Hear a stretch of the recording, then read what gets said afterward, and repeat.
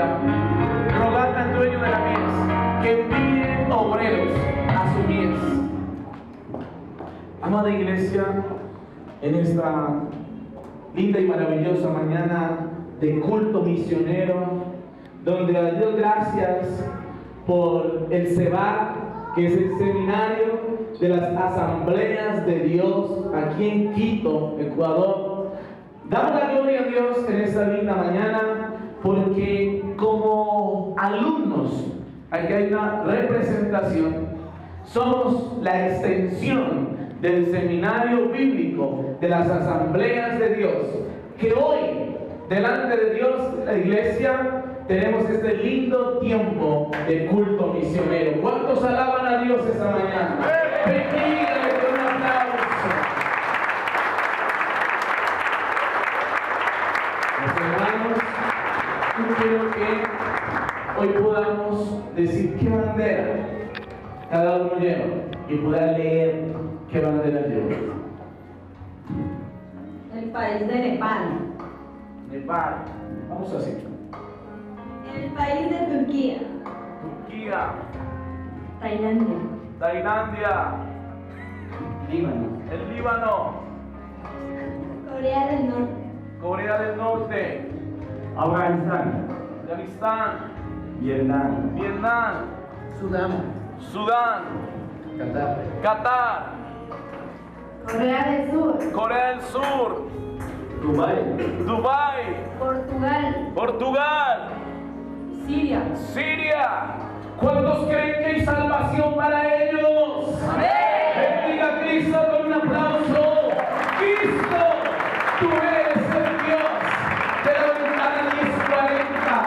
Aquellos países donde el Evangelio no ha llegado con el poder que se necesita, pero donde ya hay algunos misioneros haciendo la tarea, y nos gozamos de que como Centro Cristiano Internacional de las Asambleas de Dios haya una representación en la India, en Bután, en el Himalaya, hayan misioneros del Centro Cristiano Internacional. En esta mañana bendecimos la vida de nuestro pastor y misionero José Sartilio dos Santos. Le bendecimos en el nombre de nuestro Señor Jesucristo. Bendecimos nuestra cobertura espiritual a nuestro pastor Sigifredo Ortiz Silva. Lo bendecimos porque ellos son aquellas personas que Dios ha usado para que también yo y mi casa, mi esposa y mis hijos estemos aquí en el Ecuador haciendo un trabajo pastoral y misionero para la gloria y alabanza del Señor Jesucristo. ¡Bendígale! Y hoy, de una manera muy especial, orar por Siria. Siria está pasando los momentos más difíciles de los últimos siglos en su historia. Siria, muchos se convertirán a Jesús por la vida del trabajo misionero, que ahora mismo hay siervos en ese lugar. Pero nosotros creemos que el Evangelio es para todas las naciones y que todas las naciones confesarán a Jesucristo como Señor y Salvador. Oremos por Siria. Amado Dios y Padre Celestial, aquella representación de la ventana 1040, aquella parte del mundo, Dios de la gloria, donde el budismo, el hinduismo y el islamismo de una u otra manera controlan religiosamente las mentes de las personas. Pero Señor Jesucristo, tú eres el Salvador de la ventana 1040, de esos países donde se requiere que el mensaje llegue con mucha más fuerza, con mucho más poder. Y en esta mañana, de una manera especial, oramos por Siria, clamamos por Siria. Dios, la vida de los misioneros que hay en Siria, guárdalos en el hueco de tu mano. Están entregando sus vidas, Señor, rendidos a ti, Dios de la gloria, como un sacrificio vivo. Se han entregado a ti, Señor, para predicar el mensaje de nuestro nuestro Dios y Salvador Jesucristo. Bendecimos a Siria, bendecimos a los misioneros cristianos que aquí están y creemos que has de guardarlos, protegerlos y sustentarlos, y muchos reconocerán y toda lengua confesará que Jesucristo es el Señor. Aplauda a Cristo. Despedimos a nuestros hermanos, esta linda delegación de la ventana 1040. En la imagen aparece la ventana 1040, parte de África, India, Irán, China, Oceanía. No han conocido como debe conocer a Cristo. Muy pocos han conocido de Cristo. Esto es lo que se conoce como la ventana 1040. Despedimos a nuestros hermanos, ellos van a salir y vamos a seguir esta mañana con todo lo que Dios tiene para nosotros. Siéntese, hermano. Siéntese. Permítame leer un poquito más sobre la ventana 1040. La ventana 1040. Mire, ¿por qué se le llama ventana 1040? ¿Sí? Ahí vemos lo que es Europa, lo que es la China, India, África. ¿Por qué se le llama ventana 1040? El centro de las etnias inalcanzables de nuestro mundo viven en una ventana de forma rectangular. La ventana frecuentemente llamada el cinturón resistente. El cinturón resistente se extiende del oeste de África al este de Asia, de los 10 grados norte a los 40 grados norte del Ecuador. Esta región específica, la cual se conoce cada vez mejor como la ventana 1040, abarca la mayoría de los musulmanes, hindúes y budistas del mundo. Miles de millones de almas empobrecidas espiritualmente, sin Cristo en el corazón. Como usted puede ver la imagen, mi amado, lo que es la parte amarilla es la que está controlada por la religión budista. Lo que es la parte verde es donde es más fuerte el hinduismo, y donde es la parte marrón es donde está el Islam. Como usted puede ver, mi amado hermano, el Islam gobierna en gran manera el África. Por eso es que se requiere que vayan muchos misioneros al África. Que vayan misioneros al África. Que vayan misioneros a la India. Que vayan misioneros a la China. Necesitamos misioneros. Den un aplauso a Cristo esta mañana.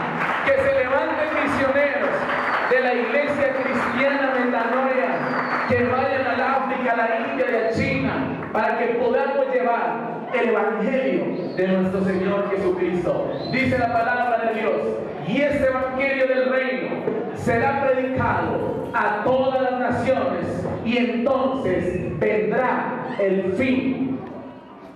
Esta mañana de bendición que Dios nos regala, queremos hablar un poquito sobre lo que son las misiones, específicamente cómo nos llegó el evangelio a nuestra Latinoamérica. Hablando específicamente del Ecuador y Colombia. Como usted puede ver, habemos aquí en esta iglesia colombianos y ecuatorianos. En un más del 90% vemos los ecuatorianos.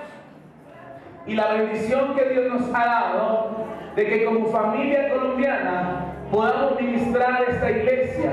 Mis amados y preciosos, valorados hermanos, esta mañana quiero contarle que entre el año 1902, usted es bueno que tome algunas noticas y se lleve a casa, que entre el año 1902 y el año 1903, un misionero llamado Carlos Chapman, escuche bien, misionero norteamericano llamado Carlos Chapman llegó al Ecuador. ¿En qué año?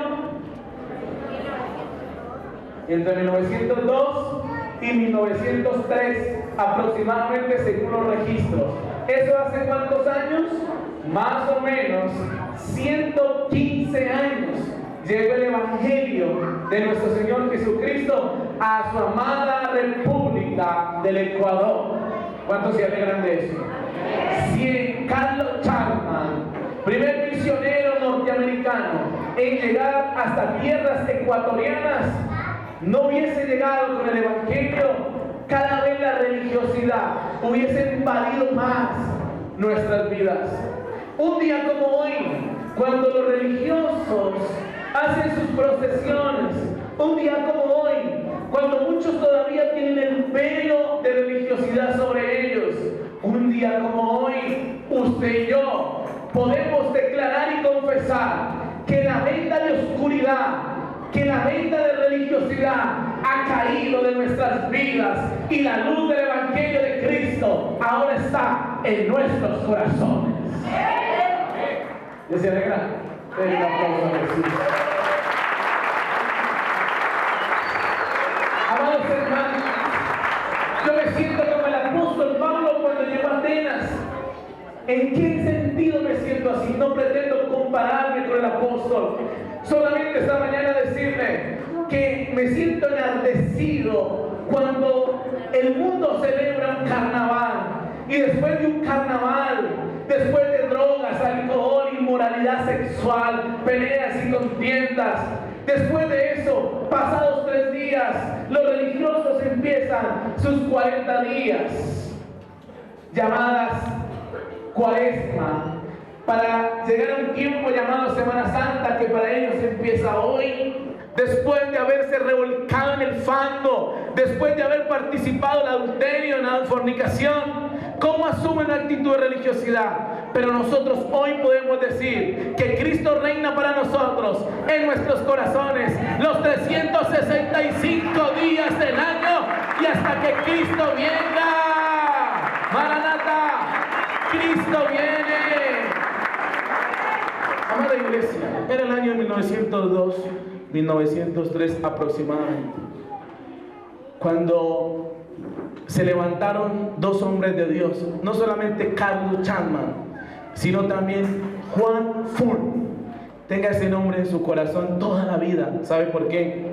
Yo me preguntaba algo hace casi 5 años atrás. ¿Por qué yo como colombiano tenía que venir a tierras ecuatorianas? Hace un rato les decía que cómo me confronta la canción "Heme aquí, envíame a mí". La canté por 10 años en mi iglesia. Canté "Heme aquí, envíame a mí". Pero cuando Dios decide sacarme de mi tierra, de mi parentela y de las casas de mis padres al Ecuador, yo me cuestionaba por qué tenía que dejar mi Colombia y venir al Ecuador. Pero ahora entiendo por qué. Porque un día, hace 115 años, un misionero ecuatoriano y un misionero estadounidense llevaron el Evangelio a mi amada República de Colombia. Colombia, en 1908, después de estar 5 años Carlos Chapman en el Ecuador, pasa por las costas del Pacífico hasta llegar al puerto de Buenaventura con Juan Fun, juntos como una pareja misioneros, a llevar a Colombia el bendito mensaje del Evangelio de salvación. Me alegra. Entonces ahora, ¿cómo no dar mi vida?